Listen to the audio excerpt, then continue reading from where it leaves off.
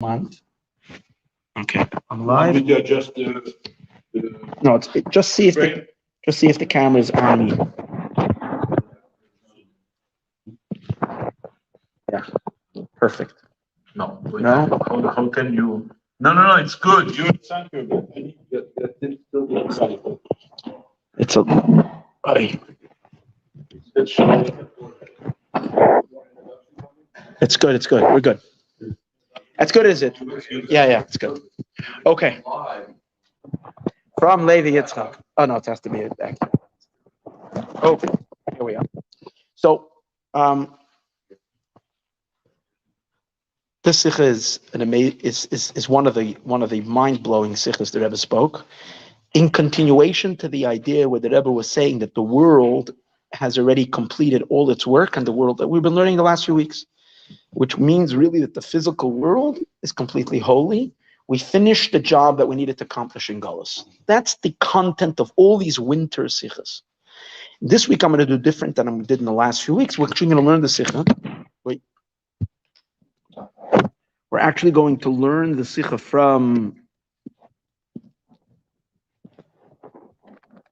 We're going to learn this. Is it still on? Yeah. Live?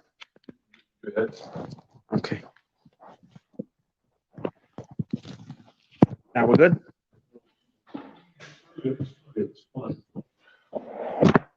Okay. Perfect.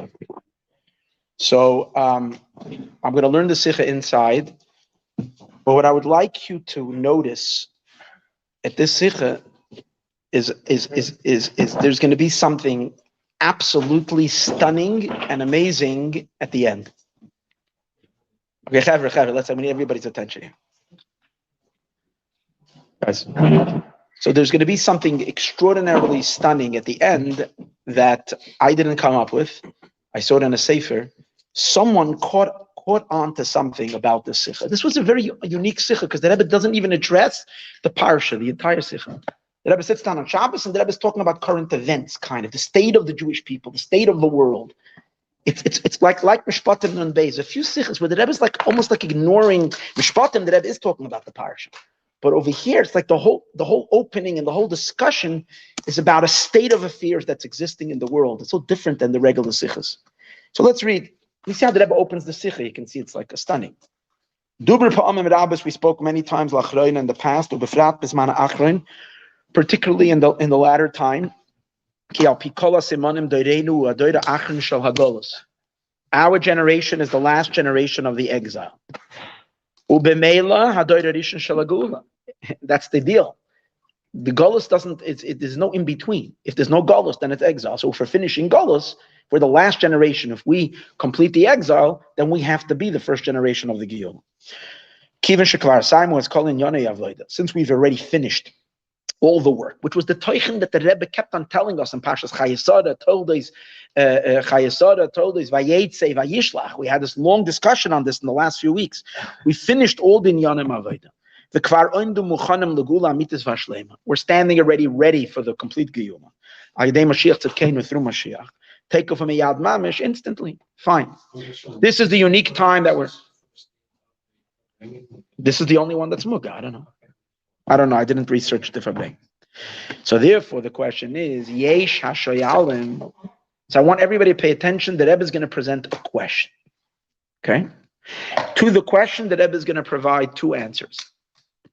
Well, obviously, the two answers, not obviously, but the two answers are very intertwined, one with the other, but there's going to be two answers to this question, which is going to be basically the entire sikha. So the Rebbe asks, Yesh Hashayam. There are those who ask. Okay, the Rebbe is not asking this question as his question. Take note. The Rebbe is not asking this question as his question. Like sometimes the Rebbe asks a question that he's asking. Here, the Rebbe is not saying that this question is coming from him. The Rebbe is saying, Shlomi, it's all good. Say, good, Zatov. The Rebbe is saying, Yesh Hashayalim, there are those that are asking. You're right? There are those who ask. Who's asking? And whether people ask this question verbally or these people are thinking this question, I don't know. But the Rebbe says,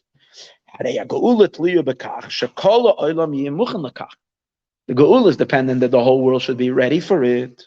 You can't have the Lubavitcher Rebbe ready for Mashiach. You need the whole world. Even a few people. It's not even enough that only one part of the world should be ready for Mashiach. That there's one part of the world, Brooklyn is ready for Mashiach. Nay. The whole world has to be ready for Mashiach. Because the Geula is connected and dependent on gathering the ingathering, the scattered of the Jewish people. It's from the four corners of the earth. And especially if you go a little deeper, not only gathering Jews back, but that we've rectified the entire earth, the entire world. Yes. The Bidur Olam is done before Mashiach, but yeah, that's right. In all lands. So then the question is, if our Aveda stand ready for me with the ball thing, that's Mashiach's job. Why do we have to see that now? No, he's not saying that we have to see that now. That's not his question. He's saying the whole world has to be ready because since Mashiach is taking all the Jews out of the world back to Eretz Yisrael, so we have to have a completed job already. That the Kibbutz Nidchei Yisrael. No. His job is gathering the Yidden to Eretz Yisrael. When all the Avodah, when the whole world is ready. In other words, when everything has been completed in the biddud of the whole world, then Mashiach comes and takes the Jewish people back. I'm explaining. So not that we have to see already Kibbutz Nidchei Yisrael. That's not necessary, but we have to be ready for Kibbutz Nidchei Yisrael.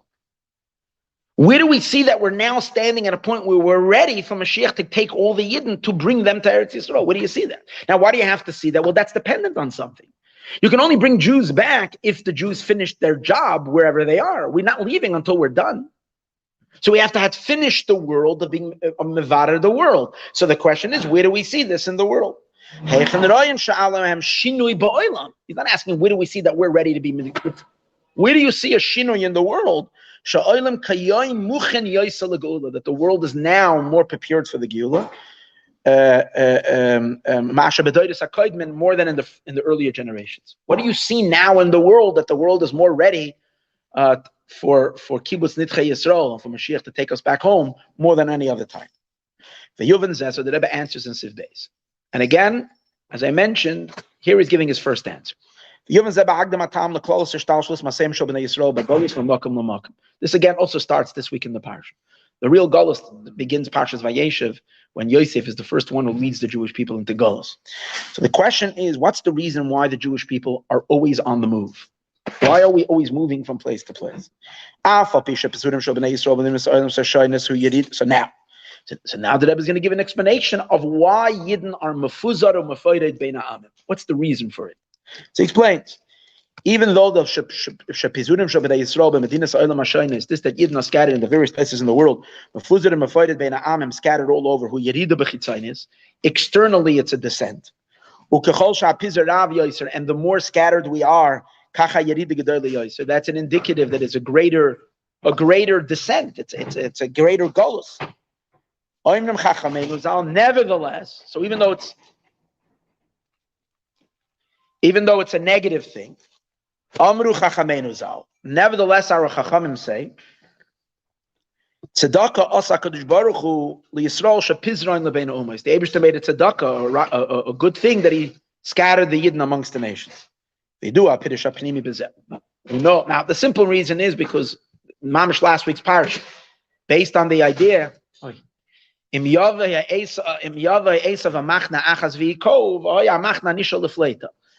there will always be some, if Jews are attacked in one place, there will always be a salvation somewhere else. So the Jews can survive, because Yidden can survive, another group will survive. That's the simple reason. So that's why the Eibishter scattered us all over the world, that, if the Inquisition is in Spain, there are still Jews that are living in other places. But there's a deeper reason. There's a more inner reason, a more spiritual reason. There's a special maila when we do the work, not in one place, but in all the places. Why? Because when we work, because then Yidden settle down in a foreign country. And the Yidden become mislabish, which means they enclose themselves. They start operating within the cultural norms and the cultural styles of every country and every place. And when Jews do that, they become very much part of that society. And within that society, they start bringing godliness in. That means they change it from the inside.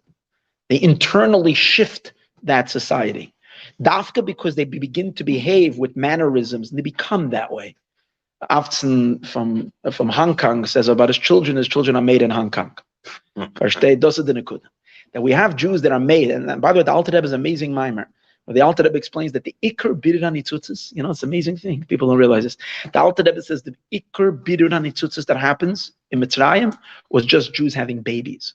Because these are all nefashis that really were stuck in Mitzrayim. And where do we get them? We're like emptying out their soul. It's Yiddish and neshamas that were stuck in the clip, and we're taking it out of Mitzrayim. And that's why there was such a tug of war, because they were trying to pull the babies back into the Nilas, back into the klipa. That's the way there's other Mitzrayim. And so it's like we're extracting and they're trying to pull it back in. So therefore, that explains why the Rebbe is telling us how important it was. The Rebbe was so much, besides the general idea that Moshiach can come, they have to bring all the neshamas down, the point of having children, because that's a bidur. So that's one thing. But it has to do also with the fact that the Yidden in Germany used Yekishkeit and punctuality to serve the Eibishter. So they elevated the entire Yekish energy of the punctual Germans. And the Yidden in Russia used Russian stubbornness in their Yiddishkeit. So they took the energy of the Russian, this and turned that into godliness. And in America, we use advertisement. We use this whole marketing in Judaism. And that's what America is all about. There's all that entrepreneurship and all this in Yanim, that we take that energy, that's the pneumius of this country, and all of this is used in Kedusha. So with that way, it's not just that we bring holiness into a place, but we do an inner change from the country itself with all its characteristics and all its traits becomes elevated in Kedusha. And the Rebbe in Tasha Mem Tes, I saw a very amazing sikha. The Rebbe spoke to Shluchim that it's not enough that you moved out to places, but you have to buy a home in the place where you are. The Rebbe encouraged buying and building buildings, not renting. And one of the reasons the Rebbe is saying is because you don't impact the place until you're mamish there. And if you're renting, you always have one foot out the door. You can always leave. Nothing is not locking you down. But when you purchase, you're a chelik of the place. And when you're changing it, an amazing idea. No one ever speaks about that. The Rebbe it's suddenly a mem test when it comes finally the completion of the kibush. The Rebbe wants every shliach to be settled in his country, in his place. It's so different because you have a lot of Jews all over the world that when they're thinking of a Moshiach figure, they're thinking of someone who's chasing the Jews out from everywhere to Eretz Yisrael. He's out and the Rebbe is planting everybody in all the places firmly. You're not going anywhere. You stay there. It's a whole bidur. It's a bidur ha'olam. It's bidur b'tachtayim. It's a transformation of the whole world.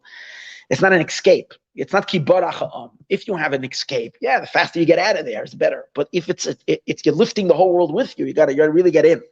Anyways, obviously it doesn't mean you become chas v'shalom fargoyish. In a way that is mutter al pi halacha, you settle into the place. You speak the language. People speak English. People speak French. People speak all the various different countries languages. In every place, according to characteristics of the place. Chazal even say this. When you go to a city, when you're in Rome, act like Rome. In other words, this idea, and as much as Al Pi Halacha, we always say fakert, a Jew the Vetnish Nespoil, but yet in Chitzonius the Genyanim, you're supposed to pick up. Halacha demands that you should follow the minhagei hamokim.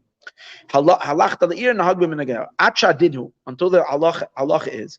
The Rebbe brings a Rambam for this. When it comes to all business dealings, we follow the language, the terminology that is used. That's the way it works. In other words, if you want to know if this is for instance, with the laws of selling, buying and selling. If you want to know if this is included in the sale or not, you'll look based on the norms in that place. And this. Torah tells you, but why does Torah tell you to go after the Menachem and the Mokim? The reason Torah tells you, because Torah is mevader the place. That's the Nakuda. And these are minhagim that weren't created by Yiddish Babas, by Jewish grandmothers. These are minhagim that had to do with the society. Which they are the majority of those settlers outside of Eretz Yisrael are non-Jews. To use these manners of conduct to the service of the Eibusher. Now, hold it. You're going about your mundane affairs. But since you're a Jew, and a Jew is automatically you're sweeping it all up in the service of the Eibusher. So you're calling out, you're announcing Gelikus in the world.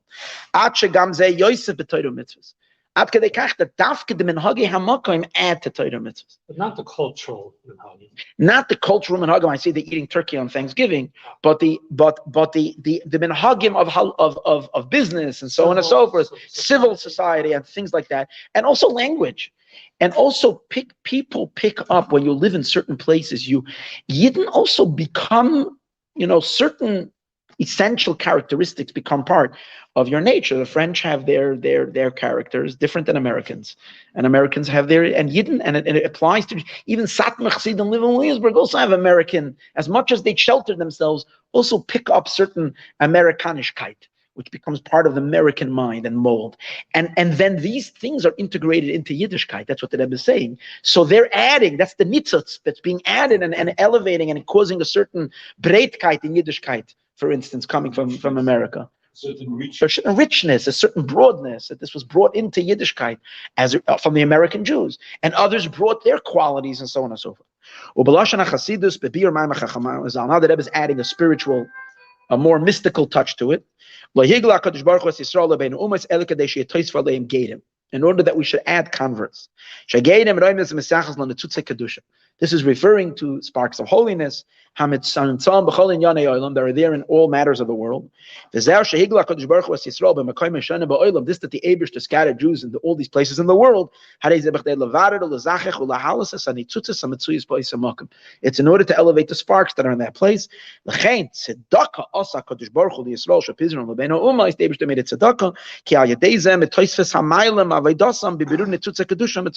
We become enormously enriched by these Nitzutze Kedusha, which we learn in Hasidus. They come from a very high place. And when we integrate it into Judaism, Judaism becomes enhanced by these energies that are extracted from all the various. So we become colorful from all the nations we've been around. I saw a Pirush once in Hasidus. It says, "V'yisem li segula mikol ha'amim."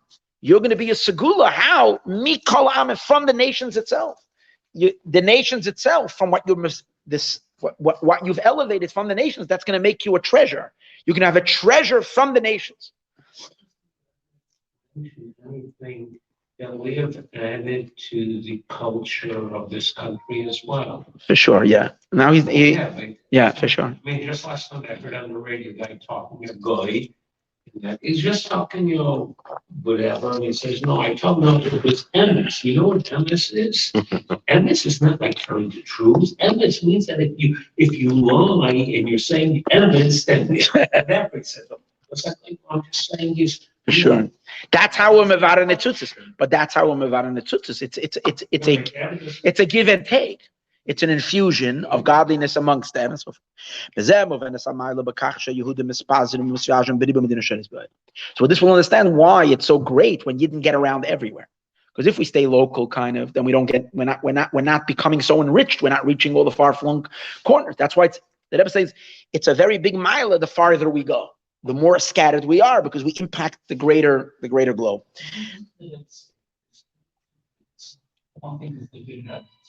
Yeah. If that's not what it could have been, we could have stayed that it's slow. We could have done it through avuka gedola. Yeah. But then what's stupid of the idiom that the fact when it comes to the Here the Rebbe is talking more. Here the Rebbe is talking more about Oifen Kloli. But the truth is, the Rebbe is over here also talking that Indian, because the Rebbe is emphasizing very strongly. You'll see it further that part of a bitter of a nitzutz in a way b'shleimus is if you're actually totally in it, because then you're really getting into the kishkis of the klippa. You're not just schlepping the general energy. You're schlepping it with all of its details. You're elevating all the details, all the parts, because you're settling into it, as opposed to a bitter from a derech rechoika, from a distance. So you're having an overall schlep of the nitzutz, but you're not getting into all the little fragments and all the little subatomic particles of this nitzutz. Only when you're really doing a thorough bitter, because you're really settling into it. So that's the chilik. So if you're doing it from a distance, we wouldn't be accomplishing that. Even mitzad bitter. In any case, that's why the Rebbe says, that the point over here is that Jews should literally explode across the entire globe. In the whole world. This is what he's saying. And a manner where we get invested in every place according to its attribute, according to its place. We live in that country. And we, in permissible things, we conduct ourselves the way the country conducts itself. A Yid is able to affect the purification and the refinement from the bottom up. The bitter is very thorough. Every place different. And here's the Rebbe's very, very important idea. The dina becomes bitachtoinim, not betachtoin. You see the difference? What's tachtoin? One tachtoin. Tachtoinim means in all the various different tachtoinim. In other words, you're getting into every type of klippa possible, into every type of phenomenon within the world, and over there, causing the purification. Tachtoinim loshen rabim. Kol tachtoinim makom begidreihu. Every single place. Now, tefillin is always the same everywhere for a Yid putting on tefillin. But the manner in which the Yid puts on tefillin, the German Jew does it different than the Russian Jew and the American Jew. Everybody, you put on tefillin the same, but the attitudes in it, the way you're doing it, this guy's fashlept till he puts on his tefillin. This one is rushing and this one, it says the inyanim, the hiddur mitzvahs in it, the inyanim that are put into it is different in each mitzvah because he didn't do it different. The style in it is different. That's what the Rebbe is saying. When we pass through a place without settling. In other words, like the Baal Shem Tov said, the person they needed left the spark. The person just had to walk through the place, and it kind of elevated the spark. Or sometimes we can influence from a different, like you're mentioning. You're standing in one place and you're influencing at a place at a distance. It doesn't have the same effect like when you live in a place in a way of settling, of we become kind of integrated into the minhagim of the place. The Rebbe adds another Geshmak Inyan. When you move out to a place, and you're not affecting a place from a distance, but you're moving out to a place, and you're actually settling there. The Rebbe says it actually increases the success, enormous success. Why? Why are there different minhagim in different countries? Because we know that, like it says by the Meraglim, eretz shemegadelas geboidim, eretz climate causes different natures in people. So people in certain European people living are very cold because that has to do with the climate, that has to do with the type of, which creates a certain type of personality. And different people are very warm and so on, and very social and it has to do. So the reason there are different minhagim, different etiquette and different mannerisms, that's because in relation to the characteristics of the people. And this minhag fits better in this place. Doesn't work in a different country. Like, in marketing, things work. You don't do the same marketing in all societies. Now, everyone in its own schnit and its own thing, because what speaks to people and what works people is different.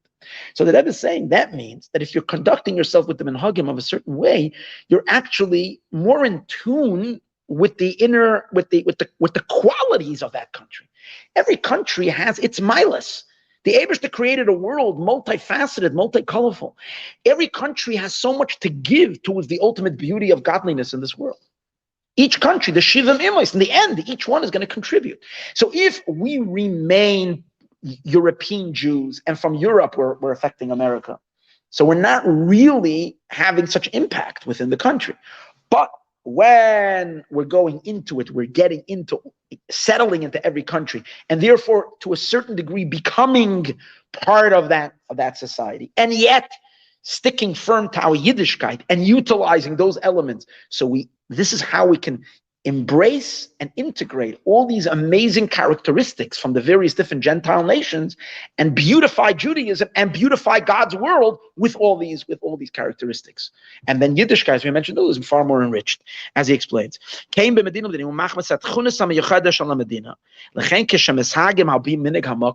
When we conduct ourselves according to the minig of the place, you're actually more successful.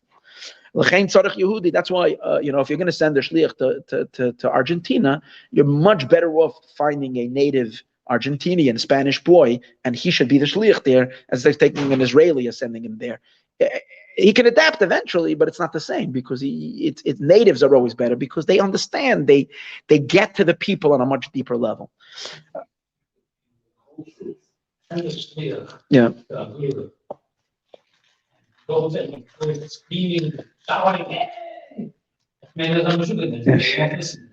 like the whole Santa Cruz thing will do that. That fits right into the crowd. Yeah, it's a different. Yeah.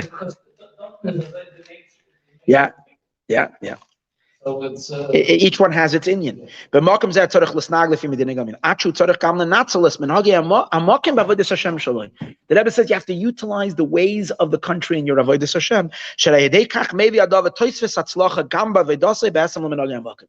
This actually adds more hatzlacha. Okay. Now I'm going to skip a little bit. I'm just going to tell you what the Rebbe says in the next paragraph. The Rebbe says, and even in this, there's two ways. The Rebbe says.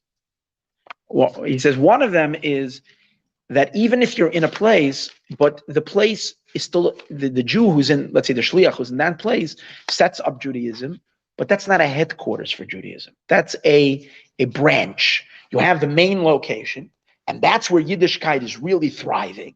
Then you have these small little branches where each one is like influencing to a certain degree. So the Rebbe says that's not as powerful. He says the ultimate transformation of a place is when the place itself becomes its own headquarters.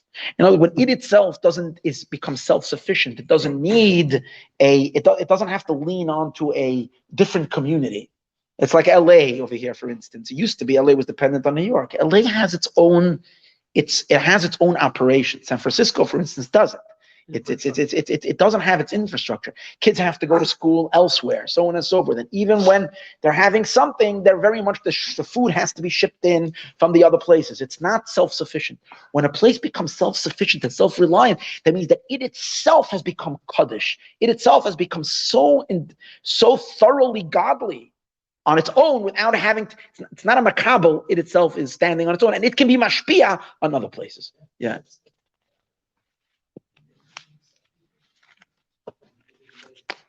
The oil will be like the oil of Chama, and not because it's makabel from the Chama. Last week in Parashat Vayishlach, it becomes its own thing. Yeah, and this is a continuation of that. But here the Rebbe is learning it in the world. There he's learning it in Knesset Yisrael. Here he's learning it Pashat Begashmi Yisrael. Okay. In Tziv Gimel, therefore, the Rebbe says. So what does it have to do with what we're seeing recently? So the Rebbe says, let's learn just Sif Gimel. The Rebbe says, we'll understand what's the mile of this generation over all the other generations.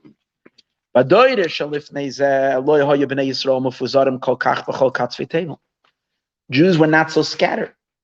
Till just recently, for thousands, for maybe 16 or 1700 years of the exile, we were kind of within a certain circle radius around Eretz Yisrael. We didn't go too far. The farthest we got was kind of to Europe. And that was kind of the ring of where Yidden were. In the earlier times, Yidden were hanging around the Middle East. Babel. They were Bavel. Yeah, these were the places. These were the places where Jews were. And then slowly we started migrating outward. Now, if you take a look, everybody besides the Lubavitcher Rebbe, that's like a catastrophe. The Rambam discusses that as catastrophe. Torah is going to be lost, and because of that, we have to Rabbeinu HaKadosh have to start writing down the Mishnah. In other words, it's all a negative. The Rebbe is saying, well, take a look. Now that we're looking in hindsight, and we understand why. Because we're looking in hindsight, we're seeing the impact that we've had. So now the Rebbe is saying, that's a mila. He says, in all generations, not talking when the Beis Hamikdash was standing, when Yidden lived in Eretz Yisrael, then for sure. Beis Hamikdash was standing, were hardly any Jews outside of Israel. But even in the early generations of the Golos, as Goydu Yehudim Rak b'Medinos Mesiyomos, Jews lived only in set countries. And even if they were moving out a little bit, they moved out only in the upper side hemisphere of Europe. In the latter generations, Jews reached the four corners of the earth: Australia, Americas, South America, North America, the farthest places. Till the second lower half, by America. And this migration continues more and more until our generation. Of course, there were some really negative effects that caused that, and the Holocaust and so on and so forth. But Soif Kol Soif, this is what happened. Yidden are literally across the globe. And across the globe, they're keeping Torah mitzvahs. Because the Lubavitcher Rebbe made sure about that. In a manner that each country and in each way and in their language, in their way. That moistest of Torah, mikvahs, shuls, kosher food, everything is instituted in these places. And every place according to its Inyan. The Rebbe says, when you meditate on this, even if you don't take too much time on this meditation, we see the incredible advantage of our generation compared to all the previous generations. The Rebbe says, we've gotten to the entire world. Based on what we spoke earlier, that everything is finished. So now we'll understand why we're holding by the Gil. This is the first answer. I'm not going to read with you the second answer. I'm just going to tell it to you, but you need to bear with me 5 more minutes and we'll wrap the share up. But watch this. In the next piece, in Siv Dalit, the Rebbe is going to, as if continue the same answer, but the Rebbe is going to give a new twist to the whole Indian. The Rebbe says, this idea that we're now reached the entire world and that we're fixing everywhere and everything expresses itself more than anything else in France. The Rebbe says France has been always the hardest klipa, even though France is in Europe, and so it is the upper hemisphere, but yet it was always considered the most antithetical place to holiness. It was considered, it represented the modern world, the world of Prikas Oil Malchus Shemayim. Come from France. Yeah. All the big philosophers like Spinoza. No, Spinoza was not. It was Italy. It was in Netherlands. It was in Amsterdam. Okay. Yeah. With the French Revolution. With the French Revolution, a lot of, and the Rebbe is going to continue.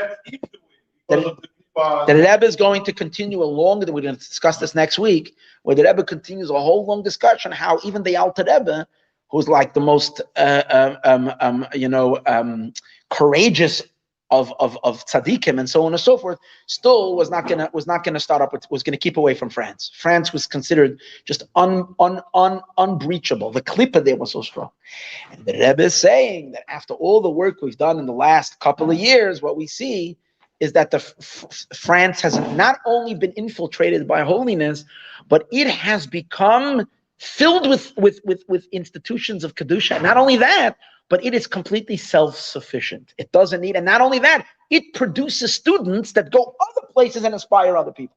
So it is kind of shalheves ha'olam aleh. France is already a beacon of light for Judaism and so on and so forth. We're not talking about anti-Semitism. He's talking about the fact of Judaism, how deeply it got enrooted into France.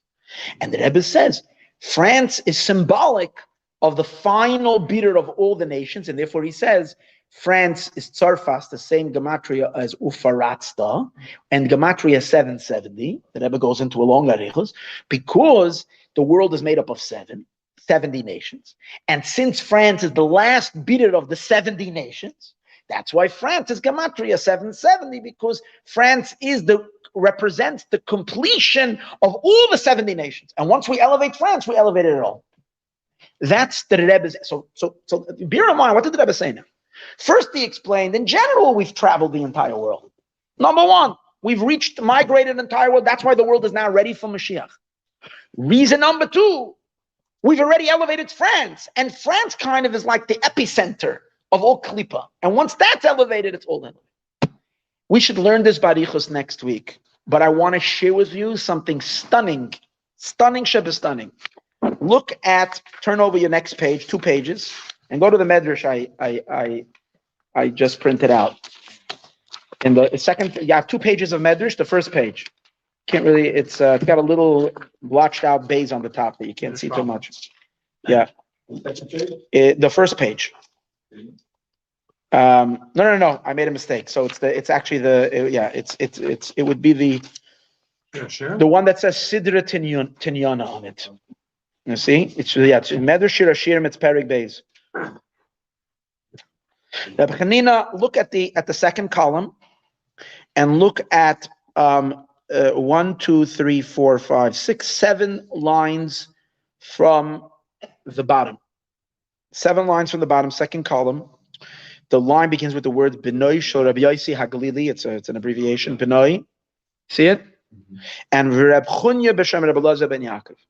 See what Reb Chunya ben Reb Elazar ben Yaakov says. Reb Chunya ben Reb Elazar ben Yaakov. Koil doidi hine zeba. The voice of my beloved is coming. Who is that? Zeh Melech HaMashiach. That's right. Who's the beloved? When we will hear the voice of Melech HaMashiach. So Melech HaMashiach is coming and telling us. What is he telling us? B'shashu oimeli Yisrael. According to who's Mavasar de Geula? We always hear that Eliyahu Hanavi is Mavasar de Geula. There are many Midrash Chazal that Mashiach himself is the Mavasar de Geula. And this is one of the places.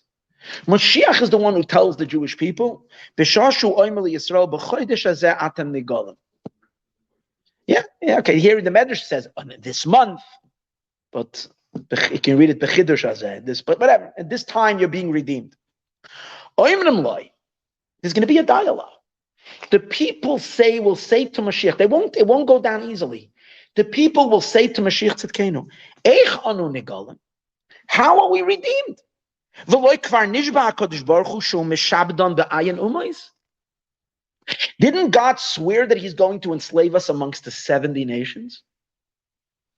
This is what the people are going to say to Mashiach Tzidkenu when Mashiach is going to tell them the time of the Geula comes. They're going to say to him, well, we haven't been around the 70 nations.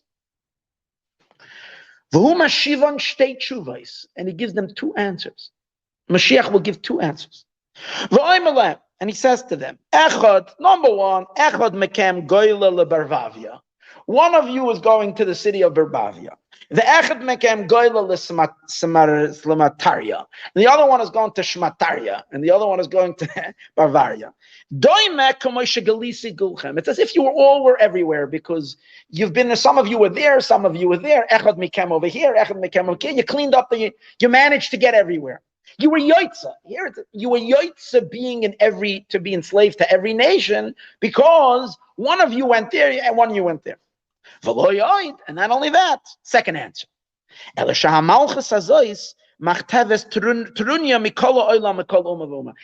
Malchus collects taxes from everybody.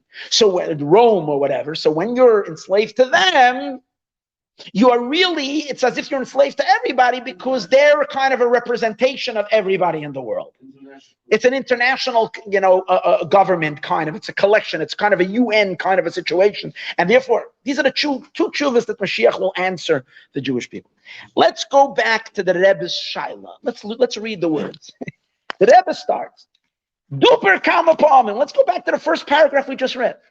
The Rebbe sits down, Pashas Vayeshev, Nun Beis, after he announced the last few weeks, Higiyaz Mangulas.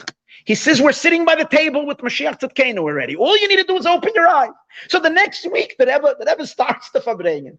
And he says, we've spoken many times how, according to all the Simanim, we're the last generation of Golus and the first generation of the Gula. We're standing already ready to the Gula. So the Rebbe says, Yesh Hashayalim. There are those who are asking. That's what the Medrash is saying, that the people will say. And what's the question? Everybody has to be prepared. That means all 70 nations need to be prepared for it. And therefore, it's dependent. That you have to get to all the nations. And we haven't. What's the Rebbe's answer? In the earlier days, everybody was concentrated in one place. But now, the Rebbe says, in the last few generations, Jews have gotten around the entire world. To make it a little deeper, not only did Jews get around the entire world and start Yiddishkeit everywhere, who sent them? The Moshiach is the one who tells them the answer. And what does he say to them? One of you goes over there, who arranges that one should go over there and one should go over there. And that's the answer. That's the first answer. Then the Rebbe continues how the Rebbe says how really all the nations, Sarfas, which is Gematria Faratzta, which is 770, they include all the nations. And therefore, once you've affected Sarfas, France, you've elevated the entire world. And that's how the Rebbe runs and concludes the whole Sikha, with this idea of the transformation. So here you have like all these things that you see the Sichos and Nun Beis, and when you're looking carefully in Maimar Chazal, you can literally see that these are mamish incredible things that are happening week after week in the Sichos. I didn't find this in Sefer in Yonah Shel Moshiach from Better Levov, in the back of one of the chapters in the Miluyim, he brings this whole Inyan, this medrash with this parshas Vayeshev, but it's very, very. What? In France, no? Davos is in France? Can't say. Switzerland. Switzerland. And the Alps? Switzerland. Switzerland? Also France. The whole globalist movement in the world is about this international collective. And now it's all mixed together, mashed together. Don't make it together to have the conferences. It's all mixed together. But this is just very just. The Rebbe brings it in the Sikha. The Rebbe brings it in the Ha'ara. No. The Rebbe doesn't bring it. The Ha'aras Hamoil. The Ha'aras Hamoil Tzala'or says it in the Sikha. It's further. I have it here. In the Ha'aras Hamoil Tzala'or, they bring it that the Rebbetzin said that me and my husband, Miram Ga'aket and Gezait, we plowed and we did the work, and you're reaping from what we've done. In other words, who went to France? From all countries, who went to France? The Rebbe went to France. The Rebbe blames it on the Friediger Rebbe, but that's... Yeah. He was sent by that he was there, and there was a hundred mitzvahs. And this, the Rebbe says. And why is it different than the Russian of the times? Russian was wasn't borrowed during the times? Or you're just was. Sure, they started it. No. The Rebbe says the reason we can do it is because the earlier generations already started and there was Mesiras Nefesh there. The Rebbe brings it in the Sikha too, and that there were Mesiras Nefesh and all these inyanim that happened in the early generation, and this is just cleanup. But even the cleanup was so difficult.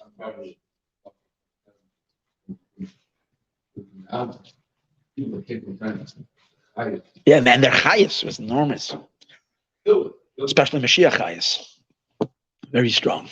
Yeah, so that's what I wanted to share in today's class. We'll continue with the Sikha, but it's very. What? Yeah. We're definitely by now, 30 years later, we're definitely finished.